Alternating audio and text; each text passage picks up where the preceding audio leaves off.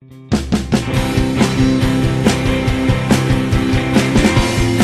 es Desmadejando, con la conducción de José Hernán Mercado.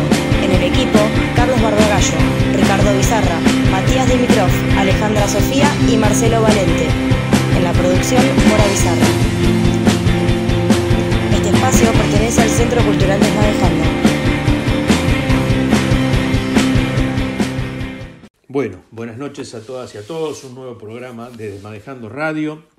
Un gusto estar acá, acompañado de los compañeros Carlos Barbagallo, Ricardo Bizarra, Alejandra Sofía y Mora Bizarra.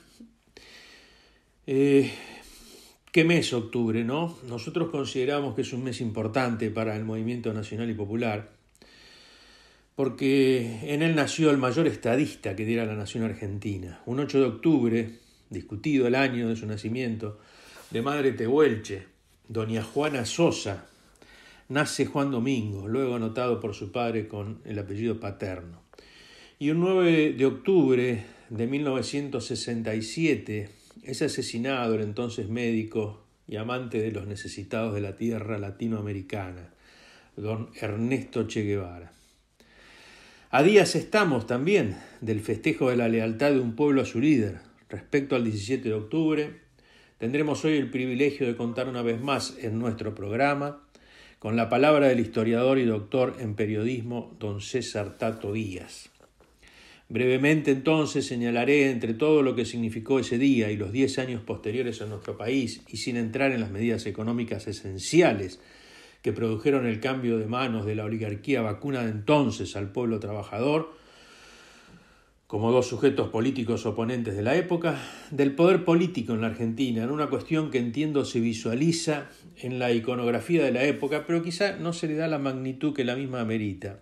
Para entender el hecho al que me referiré es imprescindible ubicarse primero en tiempo y espacio. Tomar conocimiento de la sociedad argentina en las décadas de los años 30 y 40 del siglo XX, donde Irigoyen había incorporado a la vida en sociedad a un sector de ciudadanos que ejercían el pequeño comercio o que eran empleados públicos o empleados administrativos de empresas privadas, una clase media que nacía. Hoy ya es algo común, totalmente aceptados e incorporados en la sociedad, pero antaño eran considerados la chusma que rodeaba al peludo, en referencia a don Hipólito. Luego, en los años 30, post-crisis financiera mundial de los años 29-30, la Argentina se ve en la necesidad de fabricar sus propios bienes de uso, que hasta entonces mayormente provenían de Europa, de modo que comienza el proceso que se da a llamar de sustitución de las importaciones con una incipiente industria nacional, no porque fuera del agrado de la clase gobernante, focalizada esta en la explotación de la pampa húmeda, sino por necesidad. Fruto de la apertura de fuentes de trabajo vinculadas a estas industrias, en las grandes ciudades y en particular en Buenos Aires, se crean conglomerados alrededor de las fábricas en los barrios que se dan a llamar villas miseria, donde viven los trabajadores de aquellos establecimientos. Vidas humildes, venidas de las provincias del interior, empobrecidas, a viviendas precarias y a cambio de un salario de explotación. Para dar justicia social a través de leyes laborales, en aquel momento eran decretos por ser fruto de un gobierno revolucionario surgido el 4 de junio del 43, para evitar que fuera presidente de la República Robustiano Patrón Costa, salteño, oligarca, se hace presente en la escena nacional el entonces coronel Perón, creando de esa manera un lazo con los trabajadores que no se disolverá ni con su muerte ocurrida en el año 1974. Pero ¿qué es, según entiendo, el mayor salto cualitativo que da Perón y su gloriosa compañera Evita en su gestión de gobierno, desde que es secretario de Trabajo en esta revolución hasta luego ser electo presidente en el 46 y ser reelecto? Porque todo lo que tiene que ver con la mejora del salario y las condiciones de trabajo no dejan de tener un perfil material, que obviamente mejora la vida cotidiana de la clase trabajadora, pero que por sí solo no hubiera alcanzado a perdurar en el tiempo. Veamos que luego vinieron post-55 enormes persecuciones y asesinatos de militancia peronista, pero no pudieron deshacer la totalidad de los derechos adquiridos. ¿Por qué? Señalo entonces algunos tips a tomar en cuenta que son simbólicos, pero que son representativos de la verdadera relación líder-pueblo. A la Plaza de Mayo, el 17 de octubre, movilizaron mujeres y hombres de todos los rincones y suburbios citadinos. Horas de caminata para llegar a una plaza que en su gran mayoría no conocían. No conocían Plaza de Mayo. No sabían cómo vivía la gente de la ciudad, del centro. No conocían tampoco físicamente ese centro de Buenos Aires. Muchas de ellas y de ellos por primera vez, y a partir de ese histórico día, empezaron a visualizar las baldosas de la oligárquica calle Florida de antaño. Muchas de ellas y ellos empezaron al poco tiempo a conocer sierras y montañas mediante los hoteles de la Fundación Eva Perón y también de la hotelería de los sindicatos. Muchas niñas y niños supieron lo que era un país soñado al visitar la República de los Niños, o vieron por primera vez el mar a través de complejos como el de Chapalmalal, que, lastima decirlo, pero perdiera su uso natural llegando a ser ocupado por dictadores asesinos o neoliberales ineptos. Los mayores que estuvieron en esa plaza histórica el primer 17 de octubre en el 45, llegaron a enviar a sus hijos a la universidad pública en forma gratuita. Quienes vivieron esa plaza y a los 10 años de peronismo, pudieron de allí en más caminar con la mirada alta y la cabeza erguida cuando se topaban en la calle con un doctor. No fue casual que fueran llamados por Evita como muestra de amor, valorizando positivamente el calificativo con que se los descalificaba y que fuera fruto de la tierra, de cabecitas negras, o porque el saco, que era uno solo y lo tenían que utilizar para ceremonias fundamentales, y entonces fueran calificados como descamisados, porque se igualó al que usaba solo una camisa con el que, según la sociedad dominante en la época, marcaba que debía usar traje, corbata y un sombrero, porque pudieron ingresar a Mar del Plata, otrora reservada con su rambla de madera para que paseara exclusivamente la clase dominante. Estoy convencido que ese reconocimiento como un igual que hicieran Perón y Eva Perón, mal que les pese a muchos, fruto de un amor auténtico al trabajador, significó para el trabajador, la conciencia necesaria para defender hasta con su vida los derechos materiales adquiridos en los 10 años de gloria peronista. De allí se explica el nacimiento, luego de septiembre del 55, de la resistencia peronista, que no cesó en su lucha hasta el retorno de su líder 18 años después. En cuanto al otro líder latinoamericano idolatrado por el pueblo cubano, dado que participó, ya sabemos, en la revolución, que los libera de una tiranía y del poder norteamericano, no puedo expresar algo mejor que lo que el propio Juan Domingo Perón dijera de él en ocasión de enterarse de su fallecimiento a través de una carta, donde dijera: compañeros, con profundo dolor he recibido la noticia de una irreparable pérdida para la causa de los pueblos que luchan por su liberación. Quienes hemos abrazado este ideal nos sentimos hermanados con todos aquellos que en cualquier lugar del mundo y bajo cualquier bandera luchan contra la injusticia, la miseria y la explotación. Nos sentimos hermanados con todos los que con valentía y decisión enfrentan la voracidad insaciable del imperialismo, que con la complicidad de las oligarquías apátridas apuntaladas por militares títeres del Pentágono mantienen a los pueblos oprimidos. Hoy ha caído en esa lucha como un héroe la figura joven más extraordinaria que ha dado la revolución en Latinoamérica. Ha muerto el comandante Ernesto Che Guevara.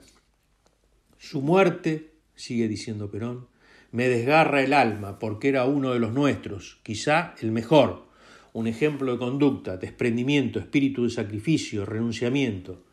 La profunda convicción en la justicia de la causa que abrazó le dio la fuerza, el valor, el coraje que hoy lo eleva a la categoría de héroe y de mártir. He leído algunos cables que pretenden presentarlo como enemigo del peronismo. Nada más absurdo. Suponiendo que fuera cierto que en el 51 haya estado ligado a un intento golpista, ¿qué edad tenía entonces? Yo mismo, siendo un joven oficial, nos dice Perón, participé del golpe que derrocó al gobierno popular de Hipólito Yrigoyen. Yo también en ese momento fui utilizado por la oligarquía. Lo importante es darse cuenta de esos errores y enmendarlos. Vaya si el Che los enmendó. En 1954, cuando en Guatemala lucha en defensa del gobierno popular de Jacobo Arbenz ante la prepotente intervención armada de los yanquis, yo personalmente, dice Juan Domingo Perón, di instrucciones a la Cancillería para que le solucionaran la difícil situación que se le planteaba a ese valiente joven argentino, y fue así como salió hacia México. Su vida, su epopeya, es el ejemplo más puro en que se deben mirar nuestros jóvenes, los jóvenes de toda América Latina. No faltarán quienes pretendan empalidecer su figura, el imperialismo, temeroso del enorme prestigio que ya había ganado en las masas populares, otros los que no viven las realidades de nuestros pueblos o juzgados. Ya me han llegado noticias de que el Partido Comunista Argentino solapadamente está en campaña de desprestigio. No nos debe sorprender, ya que siempre se ha caracterizado por marchar a contramano del proceso histórico nacional. Siempre ha estado en contra de los movimientos nacionales y populares. De eso podemos dar fe los peronistas. La hora de los pueblos ha llegado y las revoluciones nacionales en Latinoamérica son un hecho irreversible. El actual equilibrio será roto porque es infantil pensar que se pueden superar sin revolución las resistencias de las oligarquías y de los monopolios inversionistas del imperialismo. Las revoluciones socialistas se tienen que realizar, que cada uno haga la suya, no importa el sello que ella tenga. Por eso y para eso deben conectarse entre sí todos los movimientos nacionales en la misma forma en que son solidarios entre sí los usufructuarios del privilegio. La mayoría de los gobiernos de América Latina no van a resolver los problemas nacionales sencillamente porque no responden a los intereses nacionales. Ante esto, no creo que las expresiones revolucionarias verbales basten. Es necesario entrar a la acción revolucionaria con base organizativa, con un programa estratégico y tácticas que hagan viable la concreción de la revolución. Y esta tarea la deben llevar adelante quienes se sientan capaces. La lucha será dura, pero el triunfo definitivo será de los pueblos.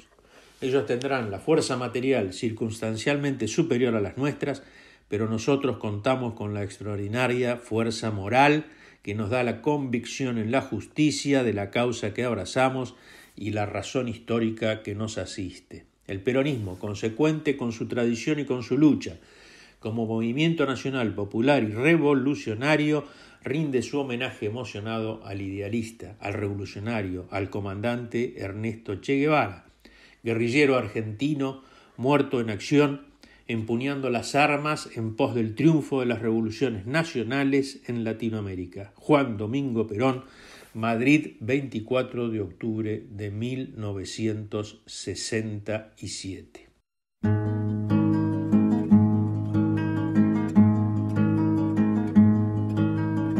Siempre que se hace una historia, se habla de un viejo, de un niño o de sí. Pero mi historia es difícil, no voy a hablarles de un hombre común. Haré la historia de un ser de otro mundo, de un animal de galaxia. Es una historia que tiene que ver con el curso de la Vía Láctea. Es una historia enterrada, es sobre un ser de la nada.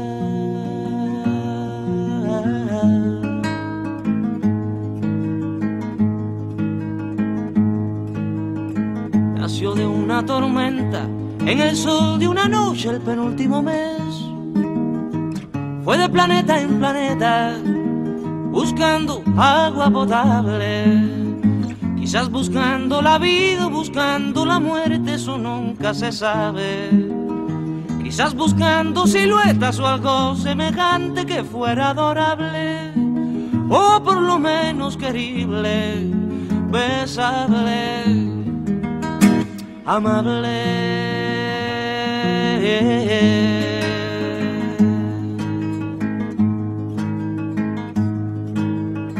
Él descubrió que las minas del rey Salomón se hallaban en el cielo y no en el África ardiente, como pensaba la gente.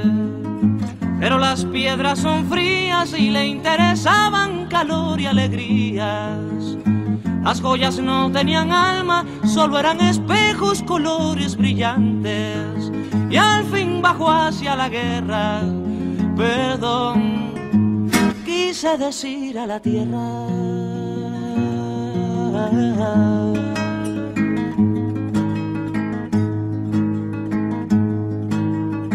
Su supo la historia de un golpe, sintió en su cabeza cristales molidos y comprendió que la guerra era la paz del futuro.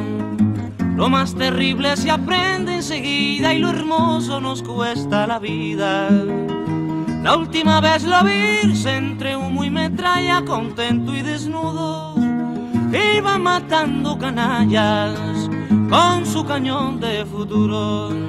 Iba matando canallas con su cañón de futuro.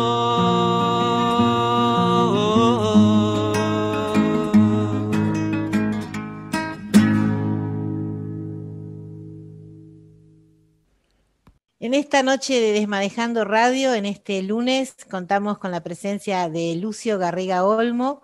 Lucio es periodista, colega y especialista en política internacional. Bienvenido, Lucio, a esta jornada radial. Y abrimos un poco la mesa con una pregunta tal vez básica, pero que no viene mal recordar, me parece. ¿Qué es la política exterior? ¿Cuánto pesa en un gobierno? Y bueno, arranquemos por ahí. Bueno, muchas gracias por la invitación. La política exterior, muchos dicen que es la política nacional, la política interna llevada a otro plano. La extensión de la política nacional de un país llevada a las organizaciones internacionales y por fuera de las fronteras, digamos. Sin duda es uno de los factores más importantes que tienen que llevar a cabo los presidentes. Dependiendo de cada país, la política exterior es más importante que otra. En Estados Unidos la política exterior tiene muchísimo peso. Hay una frase en Estados Unidos que dice la vida del resto del mundo depende más del presidente de Estados Unidos que de los habitantes de California, digamos, porque tiene mucho poder la política exterior estadounidense. En la Argentina siempre hubo una política basada en pilares fundamentales, lo latinoamericano por sobre todo, lo latinoamericano más que lo sudamericano en la Argentina. Ahí hay una diferencia en cuanto al lenguaje, porque hay distintos aspectos que influyen en la política exterior de un país. Uno es, por supuesto, las afinidades que puede llegar a encontrar con otros países. Bueno, la Argentina siempre estuvo muy marcada por lo latinoamericano a partir del retorno a la democracia en la década de los 80 en la Argentina, dos pilares fundamentales que rigen hasta el día de hoy de la política exterior argentina como doctrina, digamos, que es la defensa de los derechos humanos y la no intervención en asuntos internos de otros países, el no injerencismo, digamos, que la Argentina ha aplicado en distintas facetas de distintos gobiernos. Por supuesto que algunos lo han aplicado más, otros quizás lo han aplicado menos, pero son los grandes pilares que guían a la política exterior argentina y a la Cancillería, ¿no? Digamos, grandes pilares que siempre se guían por esas líneas fundamentales. Pilares que realmente no son menores y que si es una huella distintiva nuestra, bienvenido sea, ¿no? Como vos decís, habrá habido excepciones, momentos mejores o menos felices, pero está buenísimo esto que estás contándonos. Y Lucio, ¿qué hay de nuestra intervención, de esa fuerza que ha tenido Mercosur, la participación en distintos organismos que latinoamericanamente, digamos, nos han vinculado? ¿Cómo está ahí esta situación? ¿En qué estado está este Mercosur tan querido, en su momento UNASUR? Bueno, la verdad que América Latina no pasa por el mejor momento, no. La verdad que los organismos que rodean a la región, no, la verdad que se encuentran desprestigiados en algún caso, como puede ser la propia Organización de los Estados Americanos, la famosa OEA, luego de su polémico rol en el golpe de Estado de Bolivia del año pasado. Y el Mercosur, que es un organismo que en la Argentina fue pionera bajo la presidencia de Alfonsín, que es un organismo donde los distintos países han desarrollado políticas importantes. El Mercosur fue fundamental para limar asperezas con Brasil, por ejemplo. Y hoy en día, bueno, el Mercosur atraviesa quizás uno de sus momentos más difíciles, sin dudas, por las diferencias políticas que hay a nivel interno del propio bloque, que es algo que a la Argentina le está repercutiendo en distintos ámbitos. Hoy la Argentina es el único gobierno progresista de centroizquierda, de la vieja ola progresista latinoamericana, se pueden utilizar distintos calificativos, pero Alberto Fernández no tiene aliados en la región. Llegaba en diciembre, él cuando gana las elecciones, me acuerdo, analizando su primer discurso, menciona a 2 líderes, a Evo Morales y a Lula da Silva, amigos personales de él. Evo Morales derrocado a las pocas semanas, Lula da Silva inhabilitado de participación política para cargos públicos. A los pocos meses el Frente Amplio pierde la presidencia en Uruguay y la verdad que es un escenario muy adverso para la Argentina en cuanto a lo regional, porque no solo que no tiene aliados, sino que tiene vecinos muy confrontativos como es el propio Jair Bolsonaro, un presidente con el que la Argentina, la administración de Alberto Fernández se lleva muy mal por obvias razones. Hubo intentos de acercamiento, tuvo el viaje de Felipe Solá, donde se reunió con el propio Bolsonaro, que fue muy positivo. Tuvo el viaje de Daniel Scioli, el embajador argentino, que tiene buena relación con el círculo político de Bolsonaro, pero lo cierto es que hasta el día de hoy Alberto Fernández y Bolsonaro ni siquiera hablaron por teléfono, y es muy difícil pensar en una América Latina o América del Sur próspera, autónoma y en búsqueda del desarrollo, si los 2 grandes países como Argentina y Brasil no pueden ponerse de acuerdo en términos mínimos. Entonces, la verdad que la región latinoamericana pasa por una situación difícil en cuanto a lo multilateral, como son las organizaciones, y en cuanto a la actualidad, ¿no?, de las democracias y los derechos humanos en la región. Me surgen un montón de interrogantes de todo lo que decís, Lucio, es impresionante, tiraste un montón de temas, pero tomo casi el final porque están muy frescas las declaraciones de Jair Bolsonaro. ¿Cómo se interpretan estas declaraciones? ¿Cómo se deben interpretar en un marco de, llamémoslo, de frialdad intelectual, no de tribuna, no de la reacción que cualquier cristiano puede tener, que cualquiera de nosotros puede tener ante una insolencia o un término insolente por parte de un presidente de un país vecino? Pero ¿cómo se debe interpretar esto desde el manejo de la política exterior, digamos? ¿Es normal que planteen esto? Porque es como que te quita margen al presidente de la Argentina, le quita margen para hacer prevalecer los intereses por encima de la ideología, porque, digamos, bueno, tenemos otra idea, pero no importa, vamos a defender los intereses nuestros, entonces podemos sentarnos a conversar aunque no pensemos igual. Pero ante esta política, ¿qué te hace pensar? ¿Por qué Jair Bolsonaro habla como habla? ¿Es porque solamente lo calificamos de loco o porque hay otros intereses detrás? ¿Qué pensás? No, para mí Bolsonaro no es ningún loco, es la expresión de un importante sector político de Brasil. La verdad que es un presidente que no respeta la diplomacia, digamos. Al estilo Trump, un presidente que no se preocupa por los más mínimos estándares de diplomatura internacional, de diplomacia. En ese sentido, muy trumpista Bolsonaro. El propio Trump ha dicho cosas inauditas para un presidente de los Estados Unidos. Bueno, Bolsonaro recurre más o menos al mismo discurso. Por supuesto hay diferencias, pero es el mismo discurso de buscar la confrontación pensando siempre en el núcleo duro. Bolsonaro, la verdad que los números de las encuestas hoy le están dando muy bien a Bolsonaro, a pesar de ser el segundo país con más casos, tener miles de muertos y un manejo de la pandemia desastroso. La verdad que tiene una imagen positiva muy importante.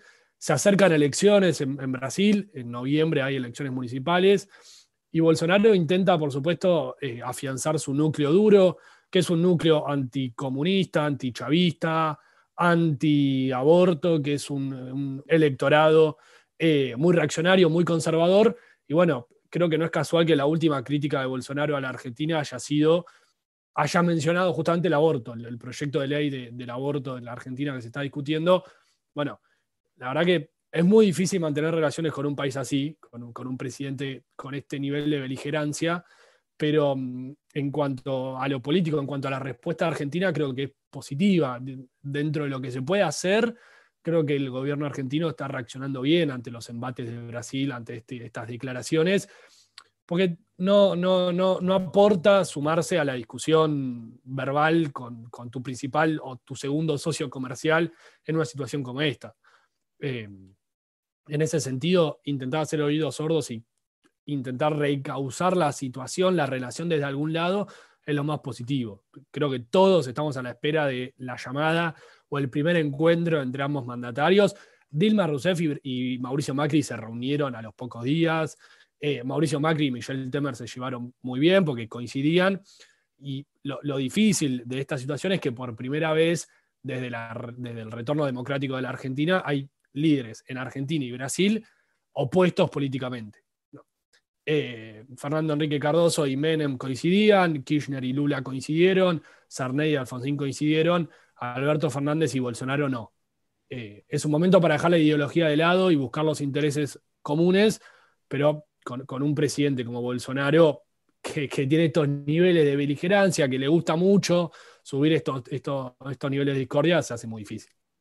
En minutos seguimos desmadejando política internacional junto a Lucio Garriga Olmo.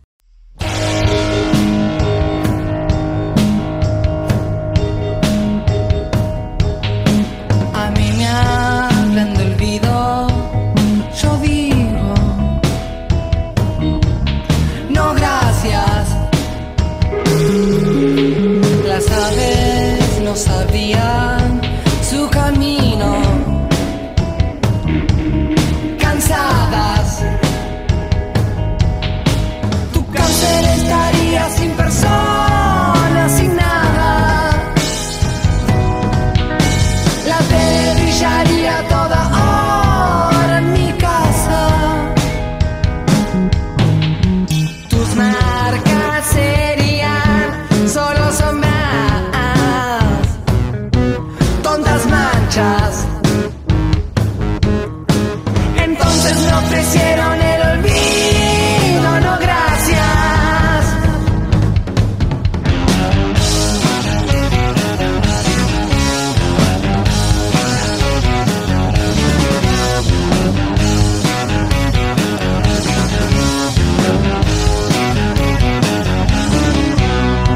Me hablan de un desplazamiento, de hundirme en el tiempo.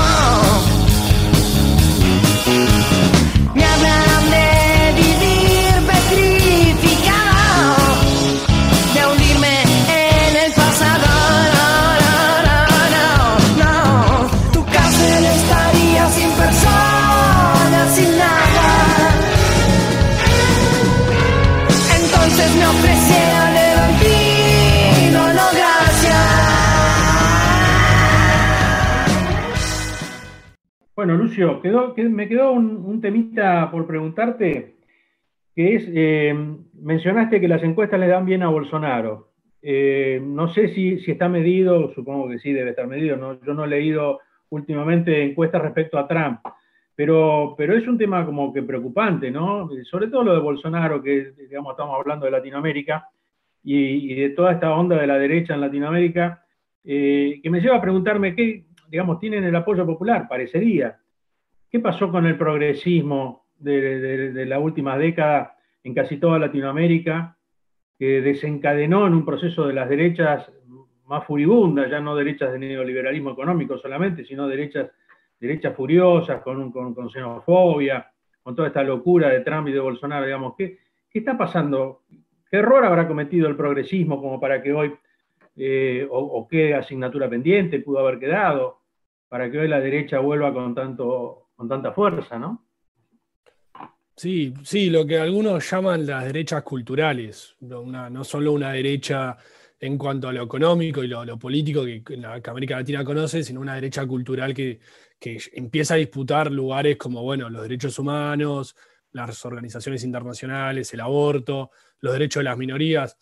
La verdad que es la gran discusión que hoy tiene América Latina, que pasó a un segundo plano por la pandemia, pero las distintas fuerzas políticas han ingresado en un proceso de mea culpa, de investigación, de proceso interno para determinar qué ha sido lo que ha fallado, que ha permitido que en los distintos gobiernos donde ha habido procesos progresistas, hoy gobiernen gobiernos de derecha o hayan gobernado, como es el caso argentino. Ecuador traicionado por Lenín Moreno, Bolivia por un golpe de Estado, Venezuela hundida en una crisis, Brasil con Jair Bolsonaro, Uruguay con la derrota del Frente Amplio, Paraguay con otro golpe. Bueno, si lo pensamos desde Brasil, yo digo, para mí son todos escenarios distintos, no son escenarios iguales. El escenario boliviano no se parece en nada al escenario ecuatoriano. El ascenso a la derecha en Ecuador no tiene nada que ver con el ascenso a la derecha en Bolivia. A situaciones diferentes, explicaciones diferentes. Si uno lo mira desde Brasil, creo que Bolsonaro viene a representar la respuesta a 3 crisis sistémicas que tuvo el proceso del PT en Brasil. Una es la crisis económica que el gobierno de Dilma Rousseff no supo cómo sortear, que se empezó a manifestar con esas protestas antes de los Juegos Olímpicos. Pobreza, aumento del transporte público, un cansancio económico, un decrecimiento del gigante sudamericano, una crisis política por el lavallato, un sistema político podrido en todas sus esferas, provincial, municipal, nacional, un PT acusado por todos lados de causa de corrupción. No solo el PT, el resto de las clases políticas, al ser un problema político sistémico, Bolsonaro se presentaba como el outsider, logró formar esa figura, aunque no era un outsider porque fue diputado 27 años antes de ser presidente, y por el otro, la crisis social que tenía Brasil, un alto índice de inseguridad, índices preocupantes de violencia en algunas regiones, un control de grupos paramilitares y narcotraficantes que el PT tampoco supo sortear, y en esa batalla que Bolsonaro presentaba como se presentaba como el líder que iba a solucionarla porque era militar, porque no le tenía miedo al uso de la violencia, porque no le preocupaban los derechos humanos. Bueno, en esa batalla Bolsonaro la presenta como una batalla contra la izquierda, y ahí no solo entran los derechos humanos, sino bueno, los derechos de las mujeres, los derechos de los pueblos indígenas. Brasil venía con 3 crisis, Bolsonaro supo formar una respuesta a las 3, estamos viendo si las resuelve. Las resuelve con una política conservadora, reaccionaria, como viene aplicando en estos días. El caso brasilero creo que puede encontrar una explicación por ese lado. Lucio, vos estás planteando muy claramente el tema acá en Latinoamérica, en toda la cercanía, pero a mí lo que me llama la atención es el surgimiento, me parece sí, hasta sintomático en un punto, de estos movimientos de la derecha en distintas partes del planeta, digamos en casi todas partes. Por ejemplo, en España con el Vox, en Alemania los neonazis que han salido a desfilar a las calles a reclamarle a Merkel, como si Merkel fuera... no sé, Lenin o una cosa así, ellos se manifiestan en ese sentido, y digamos que en toda Europa también, Francia también, con Marine Le Pen, digamos que tienen una fuerte derecha que ha aparecido y rebrotado. ¿Qué lectura se puede hacer de esto así? Si es ocasionalmente una coincidencia o detrás, no digo una conspiración, ¿no? Pero sino esto que también estabas planteando, como determinados intereses mediáticos, esto que decías, las causas de corrupción que ha tenido Brasil, la cuestión esta lawfare, los medios, todo eso. Pero ¿por qué te parece esto? ¿Qué lectura podrías hacer de este resurgimiento de las derechas en muchas partes del mundo? Bueno, sí, la verdad que Bolsonaro es la expresión latina de un escenario internacional muchísimo más preocupante, que no se atañe solo a Sudamérica. Trump en Estados Unidos, el Brexit en Inglaterra, Víctor Orbán en Hungría, Polonia con un gobierno casi fascista, Francia, como decían. Lo cierto es que la verdad que es un proceso que está en desarrollo y no tiene explicaciones certeras, por lo menos las estamos estudiando. Las explicaciones, algunas puntas las podemos desarrollar. La primera es que hay una respuesta, hay una formación política alrededor de un discurso nacional que hace hueco, que encuentra su razón de ser en el ser nacional ante una globalización extrema que ha llevado a no solo bajos niveles laborales en algunas regiones, sino incluso a sectores políticos y sociales que se sienten avasallados ante una globalización extrema.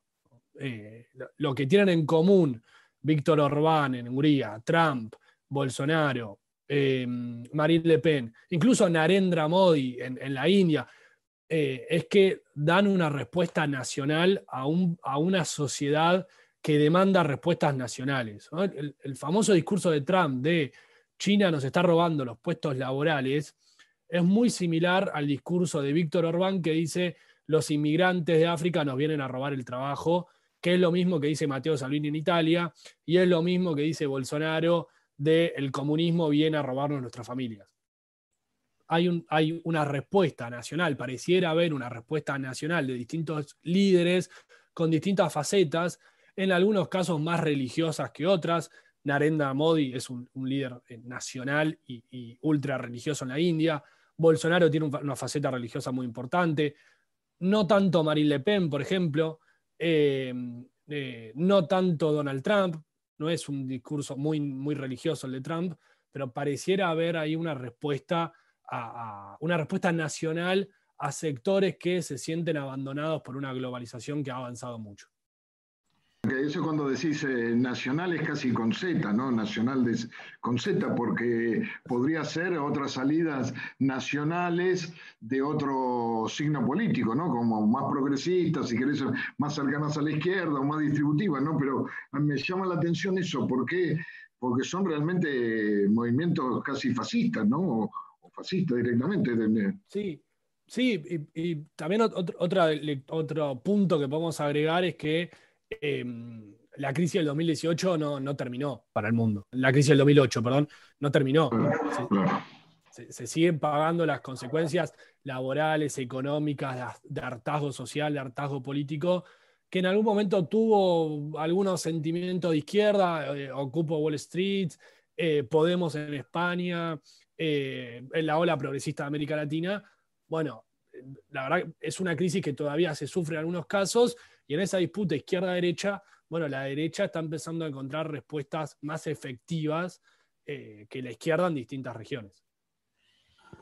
Recordamos que estamos dialogando con Lucio Garriga Olmo, temas que vamos a retomar en minutos, pero con esto que preguntaba Ricardo y que comentás, Lucio, también esto de generar como un enemigo externo, donde siempre poniendo ese miedo, ¿no? Ese terror, esa cuestión tan histórica de que el enemigo está afuera, aglutinas o consolidas poder puertas adentro para algunos, pero también me parece que tiene que ver mucho con la educación de nuestros pueblos, ¿no? Con tener una mirada crítica y una formación para que no venga un líder y te llene la cabeza con basura, digamos. Pero lo seguimos charlando en minutos.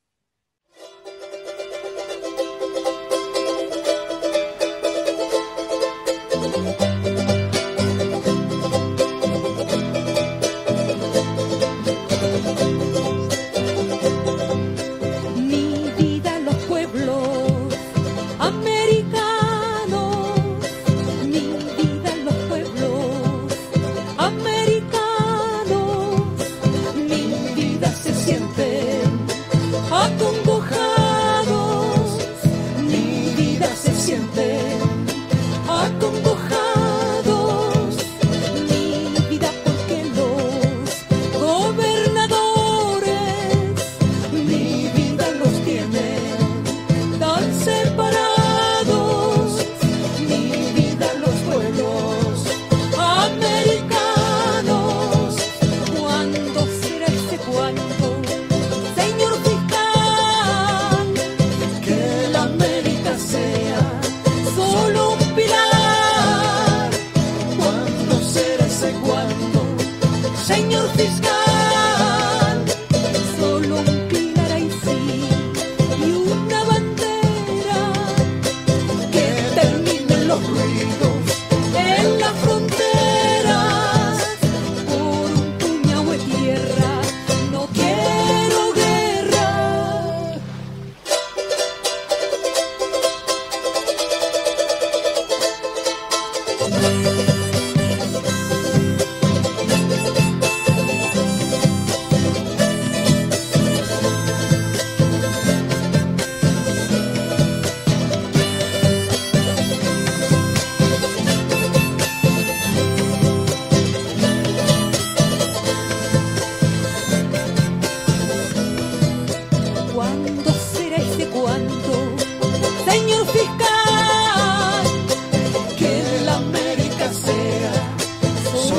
Pilar. ¿Cuándo será ese cuándo, señor fiscal? Solo un pilar ahí sí y una bandera, que terminen los ruidos en las fronteras. Por un puñado de tierra no quiero guerra. Bueno, estamos de vuelta con Lucio Garriga Olmos, que nos está tratando de desasnar, somos duros, pero lo está tratando y bien, de desasnarnos respecto a lo que es política exterior. Y bueno, no podemos obviar el tema Venezuela, ¿no? ¿Qué pasa con Venezuela? ¿Está el diablo ahí? ¿Es el azufre que dejó el comandante Chávez cuando hablaba de Bush? ¿Por qué Venezuela parece ser lo contrario al paraíso terrenal? Bueno, sí, Venezuela se ha convertido en, podemos decir que pasó de ser un país a un proceso, el proceso de la venezolanización de la política de los países latinoamericanos. El cuco de Venezuela, de ciertos sectores de la derecha que lo utilizan para hacer campaña interna en cuestiones políticas. Eso está muy claro en Argentina, el discurso vamos camino hacia Venezuela. También se escuchó mucho en Bolivia en las últimas elecciones, lo utilizó muchísimo Bolsonaro, lo utiliza muchísimo Bolsonaro en su gobierno. Incluso es un proceso que se replica en España y en Italia, dos países europeos donde se acusa también a ciertas fuerzas políticas de ser castrochavistas. Lo cierto es que Venezuela ha implicado un proceso político de avanzada en la región en cuanto a la ola progresista. Fue uno de los gobiernos de esa famosa ola más avanzados. Yo creo que en lo personal, junto a Bolivia, uno en los dos procesos más avanzados en cuanto a la conquista de derechos, en cuanto a la avanzada contra intereses que antes dominaban la política. Pensemos que Venezuela, antes de la llegada del chavismo, era un país que tenía muchísimos problemas internos, que el chavismo durante los primeros años, a partir de la bonanza, por supuesto, del precio del petróleo que supo tener y aprovechar Hugo Chávez, fue un país que avanzó mucho, y la famosa frase de Chávez, que se convirtió en un cuco para América, la famosa frase de Chávez, el famoso video de expropiese, ese banco expropiese. Bueno, que fue un proceso venezolano que tuvo eso de avanzada, que logró expropiar muchos sectores estratégicos económicos que el resto de los gobiernos no tuvieron. No lo tuvo el PT en Brasil, no lo tuvo el kirchnerismo en Argentina, no lo tuvo Lugo en Paraguay tampoco, mucho menos Michelle Bachelet en Chile.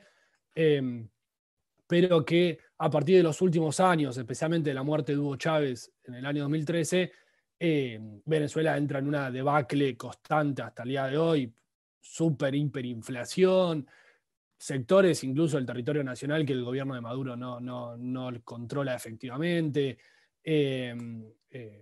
desabastecimientos, bueno, todo un cóctel de situaciones que vuelven a Venezuela a vivir una situación sistémica en cuanto a una crisis económica, social y política que se utiliza como el fantasma por ciertos sectores latinoamericanos e incluso europeos, e incluso Trump lo está usando hoy.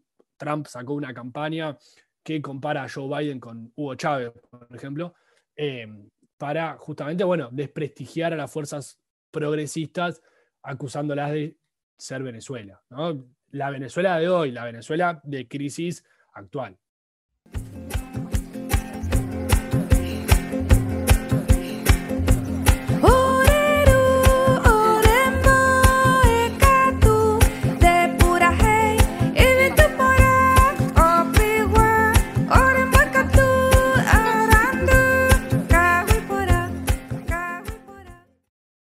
En este lunes, en este 12 de octubre, es el Día del Respeto a la Diversidad Cultural en la Argentina, un día que nos invita a promover la reflexión histórica y este diálogo intercultural, este respeto a nuestros pueblos originarios.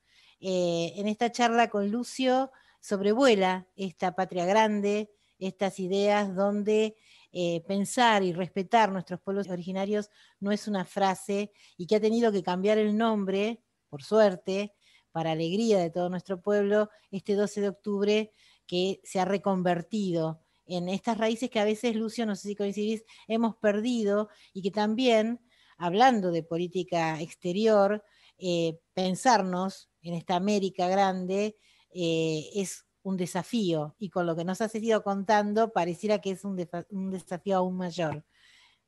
¿Qué te parece, digamos, esta cuestión de en este día reflexionar acerca de seguir haciendo raíz en esta América que se pensó hace pocos años y que parece que ahora es tan complejo? Sí, la verdad que es una América Latina, una América del Sur, como hablábamos hace unos minutos, difícil de pensar desde la diversidad. La diversidad hoy en día en América Latina, la verdad que está puesta en cuestión por los distintos gobiernos.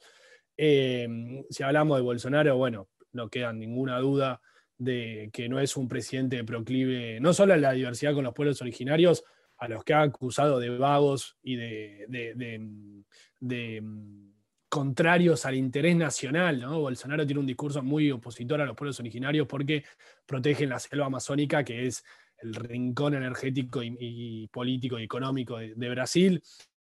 Pero si uno mira a Chile, la cuestión mapuche, la verdad que estos últimos meses también ha implicado una crisis y una avanzada sobre el pueblo mapuche en la famosa Araucanía chilena, que quizás encuentre un cauce de reencuentro en el próximo 25 de octubre, cuando se lleva a cabo el plebiscito para escribir la nueva constitución chilena, si es que se vota por modificarla. La nueva constitución va a tener que tener un sistema rector dedicado especialmente a los pueblos originarios. Van a tener voz y voto por primera vez los pueblos originarios en la constitución chilena.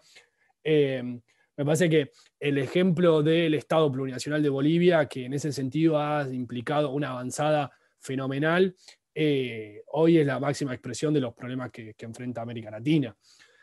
No es casual, yo estuve el año pasado en Bolivia durante las elecciones, y no era casual ver los primeros días de protestas de lo que luego desencadenó el golpe de Estado, que se ataque a Evo Morales de ser indio, que se ataque al MAS de ser de comer mandarina, de ser cocalero.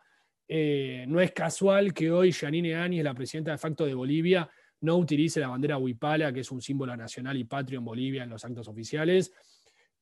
Por lo tanto, ese proceso boliviano que modificó el nombre de Bolivia a Estado plurinacional, que reconoce a 36 pueblos originarios y a sus lenguas como lenguas oficiales del país, que hoy en día esté siendo tan atacado por el gobierno de facto, y creo que se expande, ¿no?, a distintos países. Uno ve el estallido social de Ecuador del año pasado y los pueblos originarios, a partir de la CONAIE, tuvieron un rol muy importante. En Paraguay, la comunidad guaraní, especialmente del norte de Paraguay, está también en proceso de denuncias contra el gobierno de Mario Abdo Benítez. Bueno, son situaciones que hoy nos llevan a pensar que la América Latina diversa, la América Latina mancomunada en esa diversidad, unida en esa diversidad, bueno, hoy la verdad atraviesa por un momento muy, muy preocupante, y que por lo menos en el corto plazo, en cuanto a nivel institucional, no va a encontrar una pronta resolución. No hay instancias institucionales para resolver esto, por lo menos. Sí pueden provenir, por supuesto, de organizaciones sociales, de organizaciones políticas, de movimientos, de sindicatos, pero no hay una América Latina, políticamente hablando, dedicada a profundizarse en la diversidad, por lo menos en los próximos años, y es lamentablemente una mala noticia. Claro, contundente, y creo que hay consenso de que en Desmadejando Radio tu presencia con otros temas que tengan que ver con política exterior y con esta reflexión que nos has ayudado a hacer y a revisar y a tratar de ser optimistas a pesar de este cuadro, este mapa que has trazado en esta noche. Gracias, Lucio, por compartir con nosotros este espacio. No, bueno, muchas gracias a ustedes por la invitación, y un saludo para todos y todas.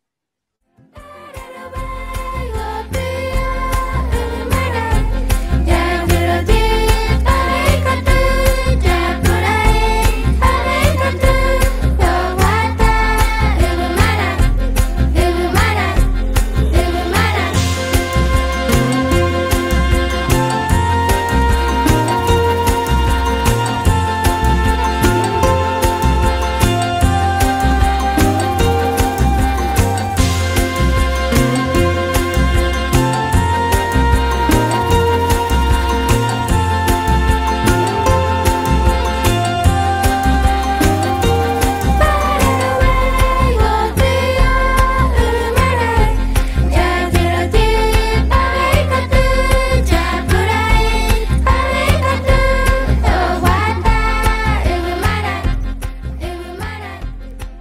Desmadejando Historia con Tato Díaz. Bueno, en esta oportunidad nos convoca un acontecimiento que ha significado en la historia argentina un parteaguas, un momento, una bisagra. Nos referimos al 17 de octubre y que en esta ocasión lo vamos a hacer desde una perspectiva que podríamos denominar localista. O sea, nos pararemos en la ciudad de La Plata y la región para estudiarla. Quiero manifestar antes que nada que hace un tiempo hay un prestigioso historiador extranjero, como siempre, que nos vienen a analizar. Daniel James es el nombre y apellido, que instauró, por así decirlo, en nuestra historia, de un modo indeleble, que el 17 de octubre había sido protagonizado por una muchedumbre con cierto grado de resentimiento que había avanzado sobre la ciudad de La Plata. Pues bien, esto es lo que me he encargado de rebatir y quiero compartirlo en este momento con ustedes. El tema es el siguiente. Daniel James toma, ¿no es cierto?, las movilizaciones del 17 y el 18 de octubre en la ciudad. Y dice, no los quiero cansar con conceptos analíticos, pero bueno, dice que hay una iconoclasia laica. En buen romance lo que quiere decir es que los iconoclastas eran los que destrozaban imágenes, ¿no? Y laica porque, bueno, es este pueblo movilizado que viene a romper símbolos. En parte es cierto, pero veamos. Lo que acaeció en La Plata en el mes de septiembre de 1945 fue una serie de movilizaciones estudiantiles que habían tenido su punto de inicio, por así decirlo, en la Marcha de la Libertad, aquel 19 de septiembre en Buenos Aires, donde en la zona más paqueta de Barrio Norte y Recoleta se movilizan los sectores antiperonistas para manifestar que están en contra del gobierno castrense del 4 de junio, que se había instituido el 4 de junio del 43. Entonces, aquí en La Plata estaban también ese tipo de movilizaciones que eran estudiantiles, universitarias, eh, con Alfredo Calcaño a la cabeza, el rector de la universidad. Entonces, había movilizaciones que ya comenzaron a fines de septiembre. Entonces, que estaban en contra de la dictadura y se movilizaban, pero con una particularidad. ¿Cuál era? Que no solamente eran arengados frente al rectorado en 7, 48, 47, 48, sino que luego seguían marchando. Y entonces indagué en diversos diarios de aquel momento, El Día, El Argentino, y entonces pude constatar que en esas movilizaciones no solamente marchaban, no cantando el himno, o casualidad, hoy también lo cantan, enarbolando la bandera argentina, hoy también la enarbolan. Y entonces, ¿qué hacían? Por caso, quemaron muñecos. Un muñeco con vestimenta militar y una foto en la cabeza que era nada más que nada menos que el por entonces coronel Juan Domingo Perón. Con posterioridad siguieron marchando y como ya era de noche, con ondas rompieron todos los focos de la calle 7, ahí enfrente de lo que era la París y el diario La Prensa, ¿no es cierto? Y allí hicieron una suerte de, transportando un ataúd, una fogata, prendiéndolo fuego, ¿no? Como que ya estaba muerto el general Perón, porque bueno, lo habían obligado a renunciar y esas cosas. Acá quiero ser rápido y me voy a comer episodios, pero es interesante que ustedes manejen que había cierto grado de barbarie, de tribalismo en esta estudiantina, ¿no?, alborozada. Entonces, ¿qué es lo que ocurre? El 12 de octubre, una vez encarcelado Perón, cuando los obreros van a sus trabajos a tratar de cobrar el feriado, ¿qué es lo que ocurre? Los patrones le dicen, anda a cobrarle a Perón a Martín García.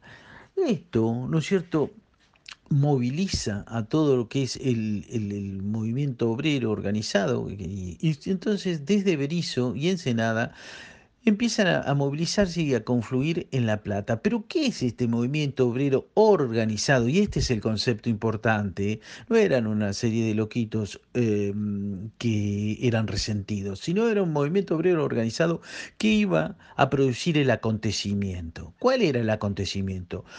Procurar, y de hecho que lo lograron, liberar a su líder político. Entonces, se movilizaron a La Plata y en una movilización estrictamente simbólica, o sea, vinieron a romper imágenes que consolidaban al poder oligárquico, el poder opositor a lo popular.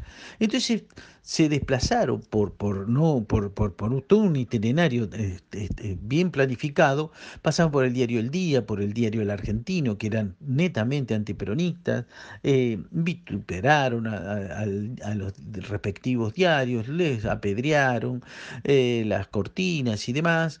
Siguieron su marcha por Diagonal 80, ¿no es cierto? El diario El Argentino, les comento, que daba en 49 entre 4 y 5.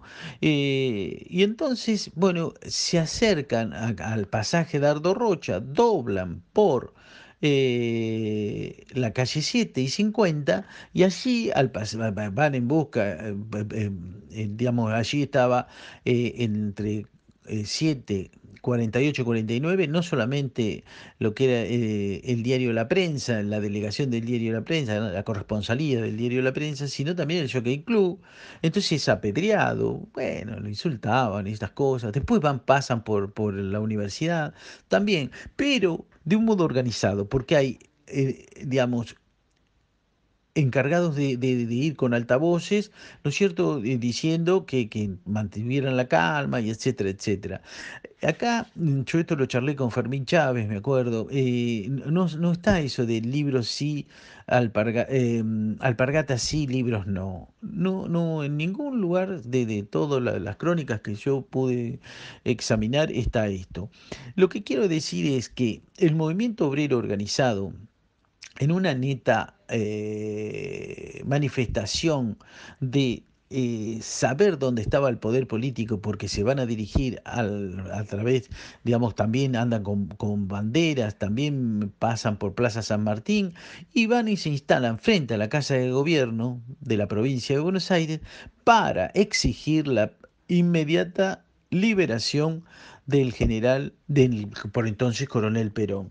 ¿Sí? Entonces, lo que tenemos es que, lejos de ser una manifestación que estaba cargada de resentimiento, ¿no?, podríamos concluirla que, digamos, que como decía Arturo Jaureche a Sábato, no es rencor lo que los moviliza es la esperanza, ¿no? Y una frase bastante parecida dijo Leopoldo Marechal, digamos, que para nada había rencor, sino estaba la alegría de quien iba a liberar a su conductor.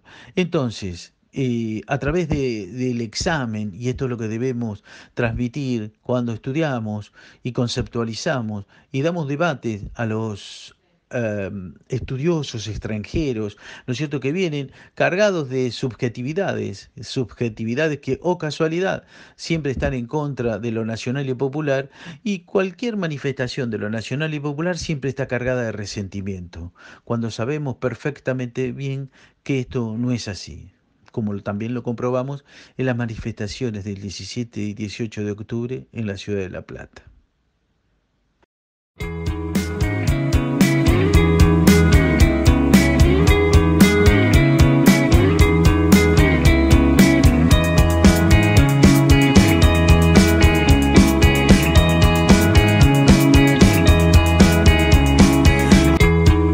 Pueden encontrarnos por Facebook como Centro Cultural Desmadejando, en nuestro canal de YouTube o por correo desmadejando@gmail.com.